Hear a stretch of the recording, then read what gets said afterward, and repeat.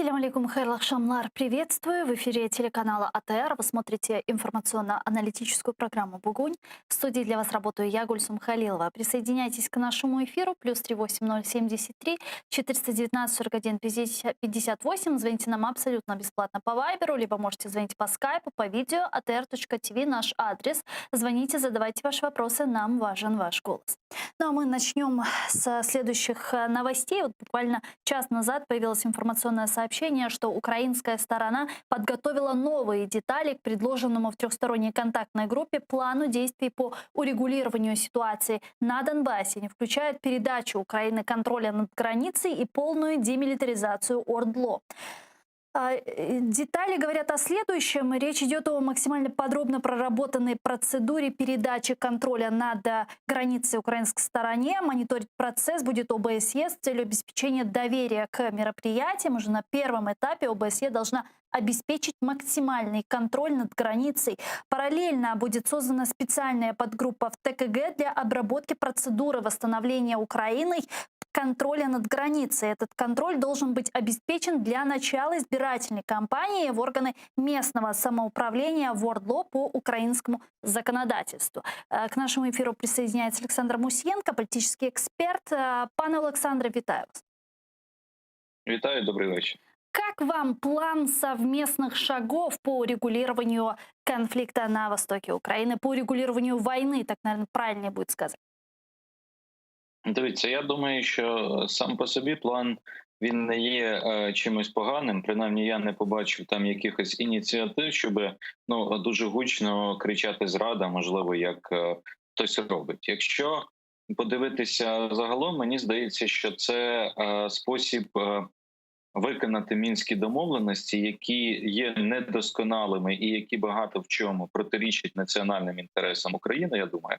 Але це спосіб знайти якийсь компроміс або пошуки шляхи, як їх виконати, ці домовленості, з найменшою шкодою для національних інтересів, тому що, мабуть, взагалі без шкоди якоїсь вийти не вдасться. Тому це такий запропонований план. Чи інше питання? А чем он отличается от Минских соглашений? Ну, дивіться, я думаю, що він особливо не відрізняється, але це спосіб конкретизувати деякі пункти мінських угод і виписати їх послідовність виконання. І це вже немало. Ну, тобто не секрет, що протиріччя між Україною і Росією полягають, наприклад, в моменті проведення виборів. Да? І ми прекрасно розуміємо, що Російська Федерація по-своєму тлумачить пункт мінських угод, який стосується, наприклад, моменту передачі того ж контролю за лінією Україно-російського державного кордону. Росіяни наполягають, що це має відбутись після виборів. Зрозуміло, що притомна нормальна позиція української сторони має бути в тому, що ми спочатку маємо забезпечити умови безпеки, а значить роззброєння, демілітаризація, виведення військ російських, тоді кордони, після цього вибори. Тобто я розумію, що це нормальний алгоритм дій. І якщо ми конкретизуємо це, викладаємо українські пропозиції як інструкцію фактично з нашого боку до виконання мінських угод, я думаю, що це є правильно. Ну, навіть в цих не дуже хороших документах, як мінські угоди. Тому нормальна ініціатива. Інше питання, наскільки вона реальна до виконання, розумієте? Наскільки є готовність саме Російської Федерації виконати. От, наприклад, один пункт такий, який є в цьому плані презентованому, те, що говорив пан Кравчук. От зверніть увагу, там є пункт про те, що Росія має фактично припинити дію актів законодавства Російської Федерації, що стосується спрощеного набуття громадянами, які проживають на окупованих територіях Донецької, Луганської областей, паспортів Російської Федерації. Ну, я не знаю, в мене немає впевненості, що Росія готова це зробити, так? Але це було б бажано зробити. І ще один момент важливий, який дискутується, можливо, його немає в цьому плані, але він теж важливий. Що поряд з демілітаризацією, те, що називається, має бути саморозпуск незаконно утворених оцих псевдо-квазідержавних утворень, так званих ДНР і ЛНР. Ну, вони мають бути просто розпущені, їх немає навіть в мінських угодах. Про що ми говоримо? Тобто ряд дій має, звичайно, бути вжитий, але судячи з того, що зараз обговорюється в Мінську, зокрема на засіданнях тристоронньої контактної групи, я так розумію, що за межі безпекових і гуманітарних питань сторони не виходять. Ну, в силу того, що там немає компромісів, в силу того, що там немає, скажімо так, спільного бачення, як врегульовувати політичну частину, а от безпека і гуманітарні пункти, відкриття КПВВ, розмінування, подальше розведення, можливо, це те, що зараз дискутується. Давайте підключимо к нашій бесіді Володимира Огризка, міністра закордонних справ України у 2007 та 2009 роках. Пане Володимире, вітаю вас. Вітаю вас, пані Гульсум, вітаю, пане Олександре. Я продовжую, пані Гульсум, отримувати задоволення від вашої української мови. Дякую вам. Дуже дякую вам. Ну, мой вопрос сейчас прозвучит, к сожалению, на русском языке, боюсь ошибиться. Но вот все же по поводу плана действий, который предложила украинская сторона. Пане Володимире, вот как вам вот этот план действий и сроки, которые озвучил Леонид Кравчук для проведения выборов, а до этого установления украинского контроля над границей и демилитаризации этой территории, это вообще реально? Ну, я згоден з паном Олександром, що це навряд чи реально. І з однієї простої причини, про яку ми вже неодноразово говорили, і ця причина лежить на поверхні. Російська Федерація не хоче врегулювання цього конфлікту. Ні щодо Донбасу, ні тим більше щодо Криму. Тому можна, звичайно, продукувати різні плани, висувати ідеї, говорити про якісь вибори. Ну, це не є реалістичним. І ми вже, власне, про це говорили, і підтвердженням цього є те, що говорящі уси пана Путіна зовсім недавно відреагували на цей план і сказали, що він їм не підходить.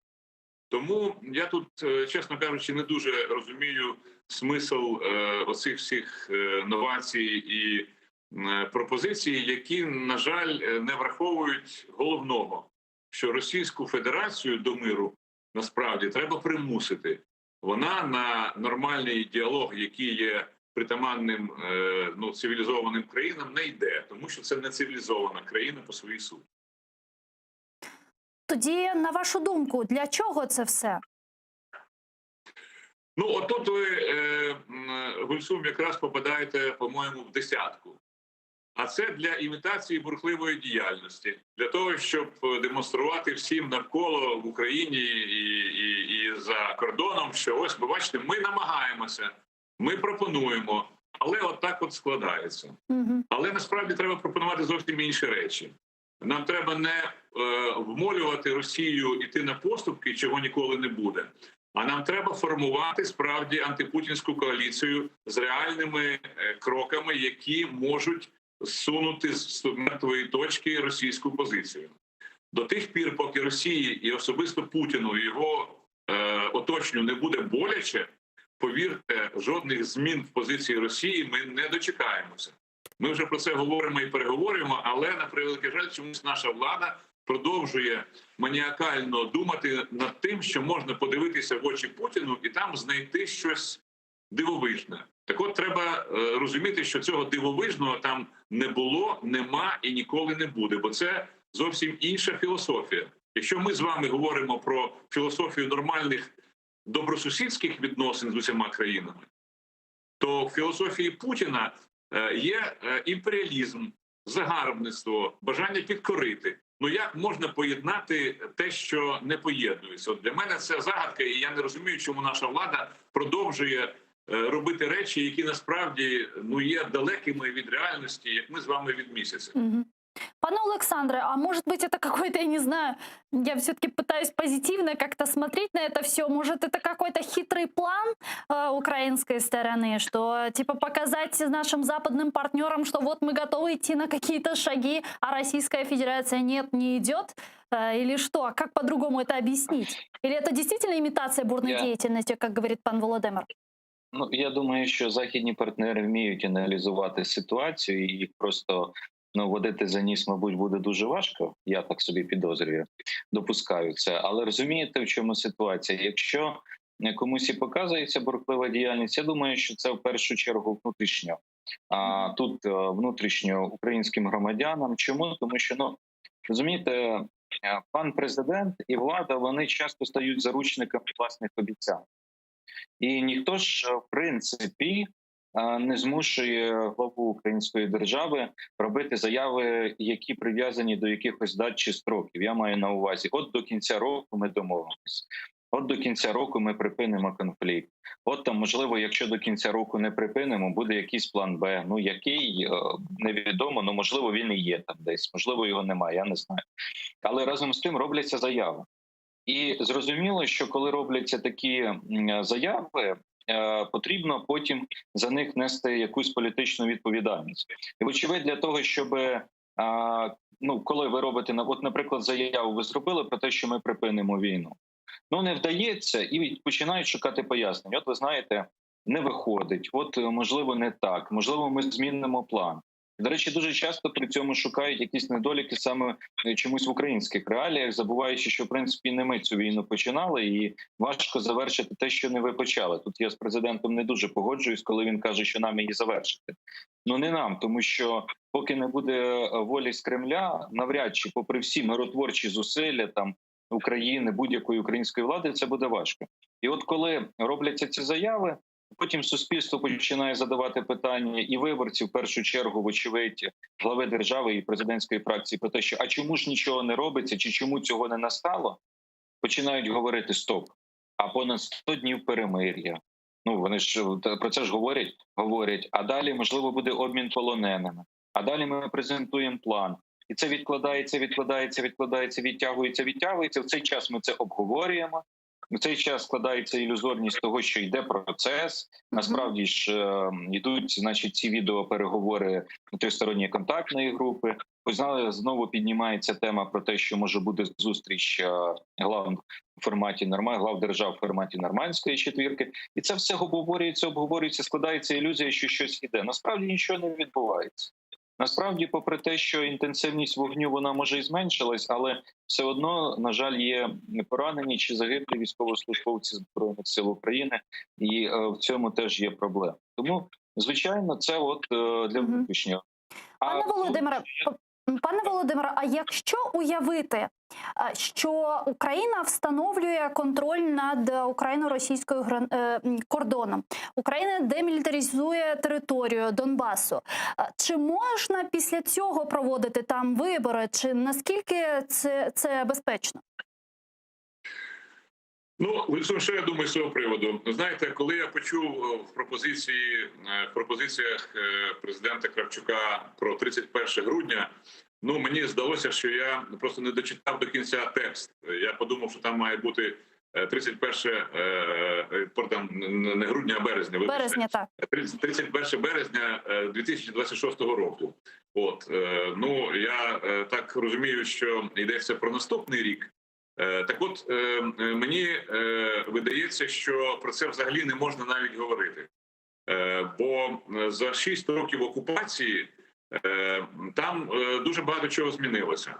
І нам потрібно рівно стільки років перехідного періоду, скільки тривала окупація. От триває 6 років, значить має бути і перехідний період 6 років. Коли пропонується, а давайте ми не будемо проводити вибори за партійною системою, то виникає питання, а чому? Це що, пас оцим, вибачте на слові, бандитам, які узурпували владу, які знущаються над місцевим населенням, які не дають йому нормально жити і функціонувати? Для чого ми це робимо? Для того, щоб в результаті цих виборів прийшли до влади оці от кримінальні елементи, які будуть тероризувати людей далі? То в чому тоді смисл такого плану? От я собі ставлю запитання і поки що не можу знайти на нього відповідь. А відносно, пане Олександре, того, чи можна довго водити за ніс, насправді можна. Тим більше, якщо ніс хоче, щоб його водили. Бо дуже в багатьох випадках наші західні партнери були б раді заплющити очі на те, що відбувається, аби тільки від них, вибачте на слові, відчепилися. І тому, на превеликий жаль, те, що відбувається з цією бурхливою діяльністю, насправді деяким ОБСЄшним панам і пані дуже подобається. Подобається деяким керівникам і не тільки в країнах, які нас підтримують, тому що це справді дає їм можливість сказати повсюдно. Так, іде процес. Так, звичайно, це складно. Але ж ви бачите, ну от щось там рухається. Але ви абсолютно праві, бо рухається воно формально. А а ми до суті питання не доходимо. Тому що, ну от подивіться, я про це говорю щоразу. Подивіться на ситуацію в Придністров'ї, подивіться на ситуацію в Абхазії і Південній Осетії. Ну, по 30 років ідуть переговори про відкриття того чи іншого пункту пропуску, про ремонт дороги, про відкриття якогось дитячого садочка і тому подібне, і так далі. Але питання по суті вирішені? Ні. Але це якраз і є російською практикою тримати оці країни під власним контролем. Тому що означає, що Росія посередник в регулюванні? Це означає, що вона впливає і на одних, і на інших. І, власне, от те, що зараз відбулося в Нагірному Карабаху, і знову-таки роль Росії, вона спить і бачить таке саме рішення для українського Донбасу. От є дві сторони, ми стоїмо між ними, і ми їх будемо мирити. І ми тут не бували, від нас відчепіться, які до нас претензії, ми гаранти врегулювання і посередники. Тому, повірте, ми будемо довго обговорювати ці всі речі, допоки ми нарешті не зрозуміємо, ми і наші партнери на Заході, що Путіна треба примушувати до того, щоб він змінював позицію. Бо а як це можливо? Як можна його вимусити? Його можна вимусити, Гульсум, дуже просто. Для цього тільки потрібна політична воля наших західних партнерів. Вони це прекрасно знають, і ми це знаємо. Це цілий інструментарій політичних, економічних, фінансових, енергетичних і будь-яких кібернетичних зараз заходів, які можна вживати для того, щоб Путіну було боляче. Але от питання якраз в тому, що, на превеликий жаль, з одного боку наші західні партнери дуже люблять поговорити про те, що вони за міжнародне право, що вони за права людини, за всі інші гарні справи.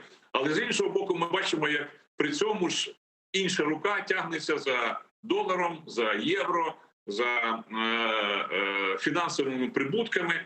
І таким чином ми бачимо, що насправді йдеться про подвійні стандарти. На превеликий жаль, як не прискорбно, як кажуть, про це говорити. І от наша мета, мені здається, повинна полягати в тому, що ми маємо подвійну увагу приділяти тому, щоб переконувати наших західних партнерів, що свобода, вона щось таки коштує, і за неї треба платити. І за безпеку тим більше. Пане Олександре, а как вы считаете, вот на ваш взгляд, что нам сегодня для Украины, для Крыма, для Донбасса показал опыт Нагорного Карабаха? Ну, ви знаєте, я дотримуюсь цієї точки зору, що ми повинні взяти уроки з обох воюючих сторін, і з Азербайджану, і з Вірменії. В Азербайджану ми повинні взяти приклад того, як потрібно фінансувати систему оборони, як потрібно усучаснювати армію. Ми ж бачимо, що зараз ледь не всі військові експерти хвалять вдале використання турецьких безпілотників, які використовувалися азербайджанською армією. І взагалі, що потрібно реформувати Збройні сили, тому що так видається, що все-таки сучасна армія, яка навчається військовими НАТО, я маю на увазі турецькими все-таки. Як би там не було, це сильна армія в Північно-Атлантичному альянсі. Вона перемагає радянську армію, озброєну все-таки радянською зброєю чи там російською. Хоча й в Азербайджана є російська зброя також. Тому це для нас урок.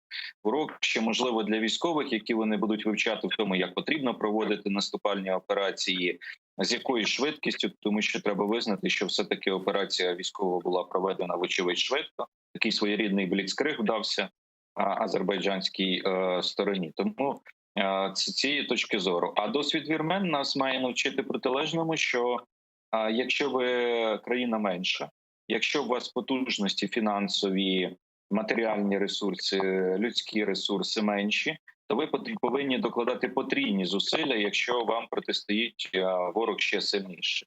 Це зрозуміло і це очевидно. І ще вірменський досвід має навчити, мені видається, того, що іноді довіра до партнерів, до таких, тим більше як Росія, членів ОДКБ, вона є ілюзією. Мгм. Вони не врятують потрібний момент вирішальний, а готові будуть розміняти у власних інтересах фактично інтереси країни. Ну от подивіться зараз, як вони фактично, перепрошую, здають Пашиняна, так і в принципі не заперечують проти того, щоб там прийшли вибори дострокові парламентські, і прийшов новий уряд, вочевидь, ще більш проросійський, ніж був Пашинян. Оце То нас есть, по має факту, навчити. Россия продемонстрировала своим союзникам, что она ненадежный партнер, ненадежный союзник. И вот является ли это как раз такой имиджевый и информационный потерей для России? Пане Володимире, как вы считаете? Ну, ви знаєте, Росія вже стільки всього втратила на міжнародній арені, і вона справді давно вже перетворилася в країну ізгоя серед цивілізованих країн, звичайно, що однією втратою більше чи менше, повірте, це вже нічого не міняє. Тому я думаю, що насправді теперішню Росію під президентством Путіна вже нічого вилікувати не зможе. Це вже країна, яка або має змінитися під впливом певних внутрішньополітичних і зовнішньополітичних обставин, або ж, можливо, навіть в якійсь середньостроковій перспективі виникне питання про її дезінтеграцію, тому що за таких обставин вона не потрібна ні самим росіянам, ні навколишньому світу. Я переконаний, що колись це дійде до свідомості самих росіян, і вони нарешті зрозуміють, що значно краще жити нормальною, маленькою, можливо, чи середньою країною, мати все те, що мають нормальні громадяни, мати соціальні пакети і тому подібне, і так далі, ніж бути в бідності, але великими, як вони люблять це говорити. Але це питання певної перспективи. Ну, а повертаючись знову до вашого запитання, ну, на жаль, в Кремлі звикли на чорне казати біле, на біле казати чорне. І тому в даному випадку говорити про якісь уроки, які Росія могла б з цього винести, я просто-напросто не став би. Как вы считаете, с приходом Джозефа Байдена в администрацию президента США, вот с победой, с предварительной победой Джозефа Байдена на этих выборах, вот как-то отношение Соединенных Штатов Америки к Российской Федерации вот поменяется вот в такой более жесткий вектор, может принять, или же все-таки нет, как думаете? Думаю, що так. Чому? Ну тому що, бачите, навіть при президенті Трампі, який навіть і не ховав свого позитивного ставлення до Росії, система не дала йому реалізовувати ті речі, які він хотів би реалізувати. І саме за президента Трампа Україна все-таки почала отримувати летальну зброю, яка нам справді надзвичайно потрібна і важлива. Те, що відбуватиметься за президента Байдена, я думаю, так само є, ну, можливо, можна спрогнозувати вже зараз, тому що ви пам'ятаєте все те, що відбувалося на попередніх виборах, коли Росія робила все можливе для того, щоб переміг Трамп, коли після його перемоги там трохи на весь Кремль відкорковував шампанське і радів від того, що нарешті Трамп наш. От тому це не забулося. І так само не забулося все те, що відбувалося впродовж цих років відносно тих самих прав людини, відносно агресивної політики Росії по світу і таке інше. Знаєте, Байден в цьому плані, можливо, буде менш риторичним, але більш практичним. І я думаю, що посилиться військова допомога Україні. Я думаю, що посилиться євроатлантична солідарність, зникнуть з порядку денного розмови про вихід США з НАТО, ну і інші абсолютно ідеї, які нагадують політичну маячню і таке інше. Тому я думаю, що Росії треба готуватися до доволі жорсткої гонки озброєнь, яка в кінцевому рахунку, якщо справа піде саме таким чином, завдасть Росії колосальної і економічної, і відповідно політичної шкоди. При Трампе «Газпром» получил большой удар, и компании, которые были причастны к строительству «Северного потока-2», тоже получили этот удар от Дональда Трампа. А вот, пане Олександре, как вы считаете, что будет с «Северным потоком-2», учитывая тот факт, что Европа поддерживала, Ангела Меркель поддерживала Джозефа Байдена? Будет ли он каким-то образом пересматривать отношения США по «Северному потоку»? Ну, я сподіваюся, що ні. І я хочу вірити в те, що все-таки санкції вони будуть тільки збільшені проти Російської Федерації, і не буде відновлено і завершено це будівництво. Ну, але читаючи і дивлячись деякі програмні засади Байдена, які стосуються, наприклад, того, що він виступає за поступове закриття фактично нафтогазової індустрії в Сполучених Штатах, він це пропонує зробити на певний перехідний період. І так виникає запитання, чому? Тому що Трамп, зрозуміло, він пропонував нехай і не дуже великі для початку об'єми постачання, але він пропонував нарощувати постачання скрапленого газу в Європу. І відтак це альтернатива російським енергоносіям. Це зрозуміло, це, мабуть, правильний хід. А виникає запитання, як буде з Байденом в цій ситуації, тому що він все-таки, принаймні в його програмі є такий пункт про те, що вони будуть за закриття нафтогазової галузі виступати. Тому в Сполучених Штатах тут питання, що він може запропонувати натомість європейцям? Зелену енергетику, можливо? Не знаю, побачимо. Але разом з тим я все-таки з таким стриманим оптимізмом ставлюся і думаю, що те, як Байден знає регіон наш, він прекрасно розуміє, думає, хто такий Путін і що таке Росія, і що, безумовно, треба стримувати.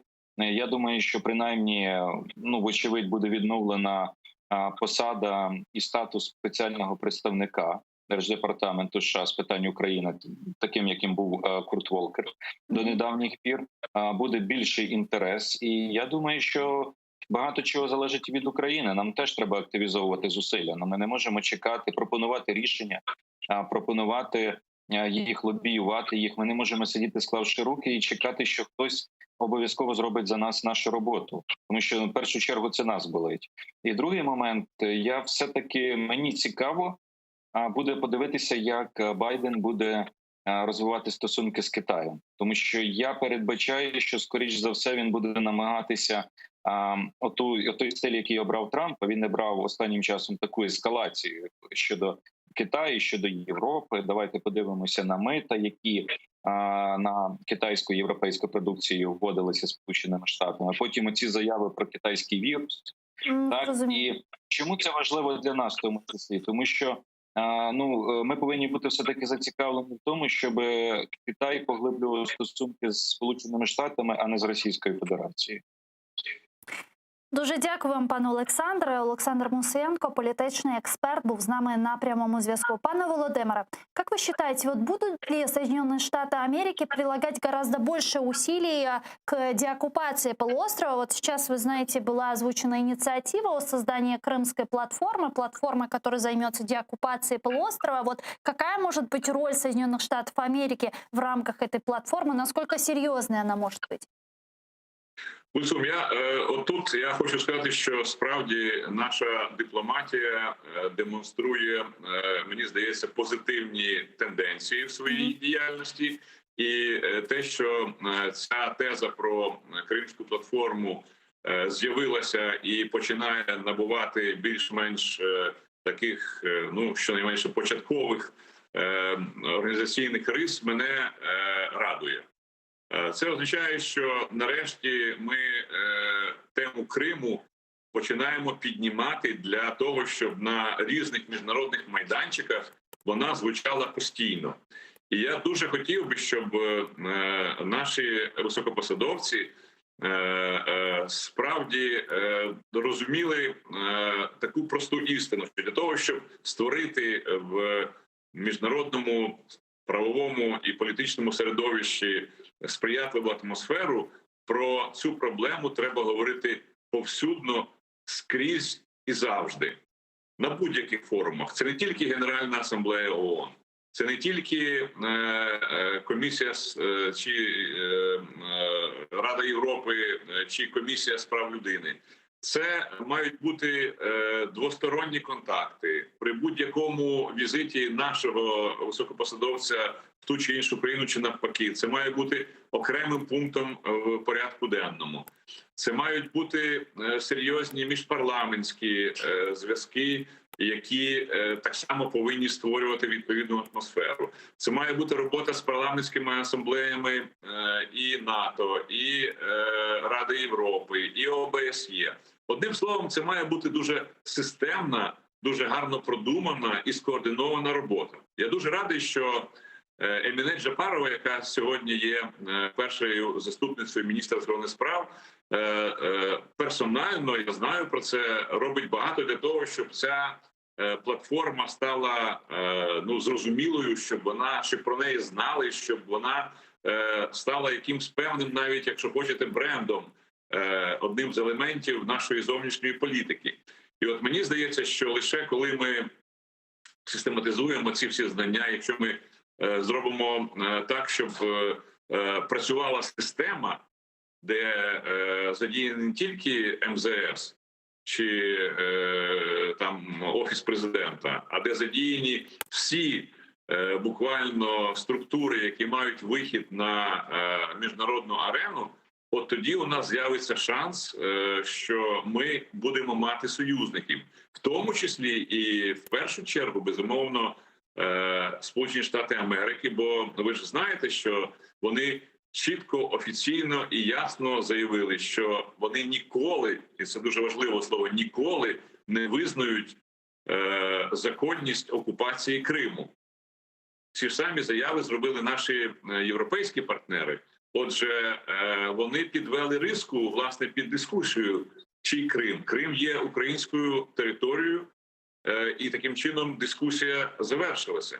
Тепер потрібно, знову ж таки, знайти ті інструменти, які дозволять нам настільки сильно тиснути на Росію, щоб вона з Криму прибралася.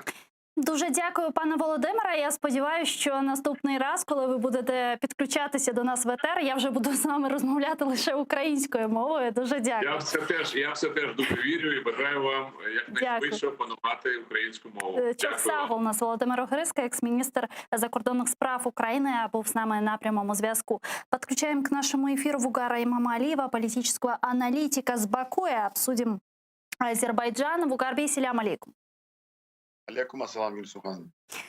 Вугарбей, вот сейчас мы слышим такие взаимоисключающие заявления от министра иностранных дел России Лаврова, который говорит, что никакой речи об участии турецких миротворцев на Горном Карабахе не шло. Мы слышим заявление от Реджепа Тайипа Эрдогана, который говорит, что нет, все-таки турецкие военные будут находиться на таком же основании на Горном Карабахе, как, впрочем, и российские. Вот какая у вас последняя информация, что сейчас там происходит? Есть ли уже, возможно, турецкие военные на территории миротворцев на территории Нагорного Карабаха, или все еще продолжаются вести переговоры? Спасибо большое, Гюльсум Ханум, за подключение. Нет, на данный момент пока ведутся переговоры между Россией и Турцией о создании миротворческого центра.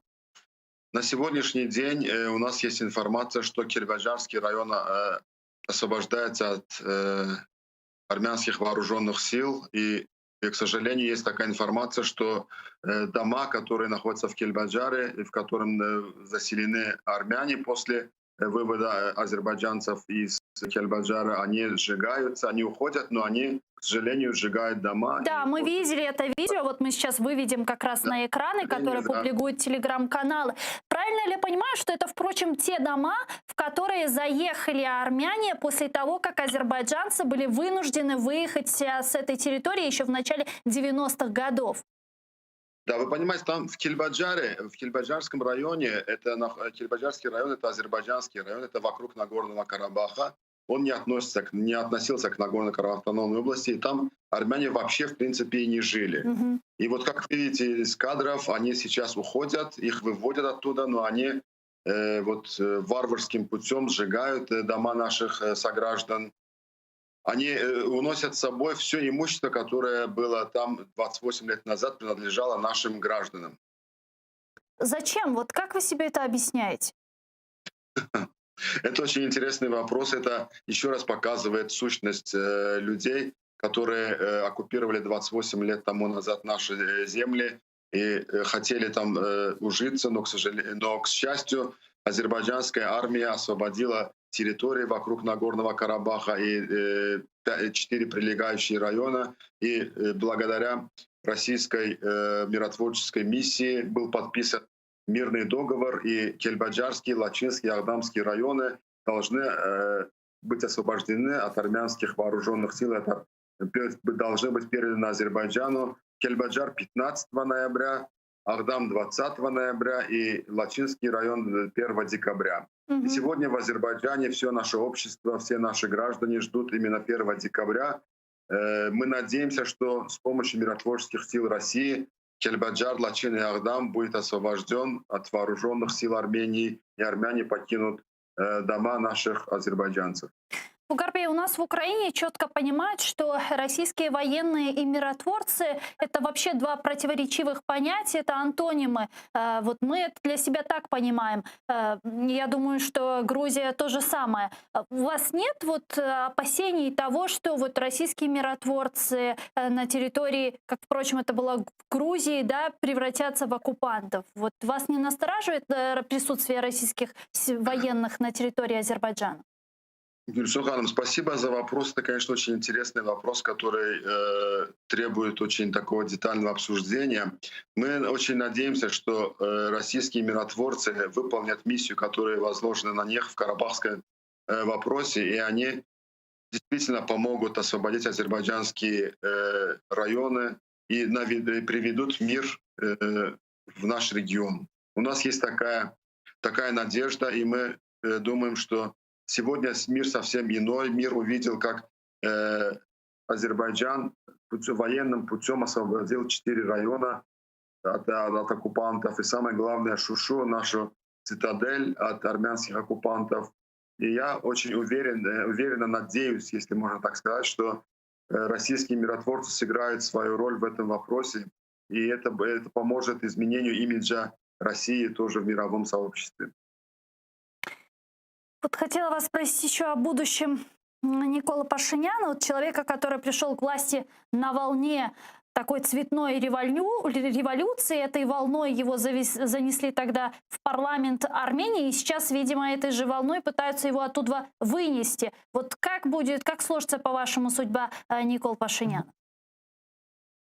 Вы знаете, что интересный момент, вот цветные революции, они произошли в Грузии, в Украине, и к сожалению, после этих революций и Украина, и Грузия потеряла часть своих территорий. А Азербайджан военным путем... Временно. Я очень надеюсь, что это временно. Я очень надеюсь, что справедливость... Да. Но, к сожалению, к моему счастью, цветная революция в Армении обернулась в другом направлении.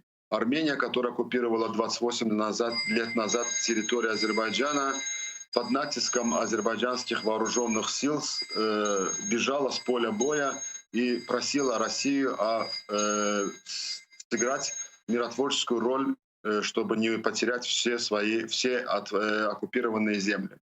На сегодняшний день территория Азербайджана полностью, скажем так, оккупированные территории освобождены. И вот мы ждем 1 декабря, это час X для нас, который с нетерпением ждет все население Азербайджана. Каков будет процесс после 1 декабря, я думаю, история покажет. Но я очень надеюсь, что Россия в этом конфликте сыграет свою миротворческую роль, и все будет так, как было подписано в заявлении 3 лидеров государств. Чоусагулнас Бугарбей, Бугар Имамалиев был с нами на прямой связи, политический аналитик из Азербайджана. Но я, к сожалению, вынуждена с вами прощаться ненадолго, всего лишь на 2 дня. Берегите себя, не забывайте, что на улице свирепствует коронавирус. Надевайте маски, используйте дезинфицирующие средства и придерживайтесь, пожалуйста, социальной дистанции. А эфир телеканала АТР продолжает программа «Прайм» Спиридонов. Не пропустите. Коршкевич.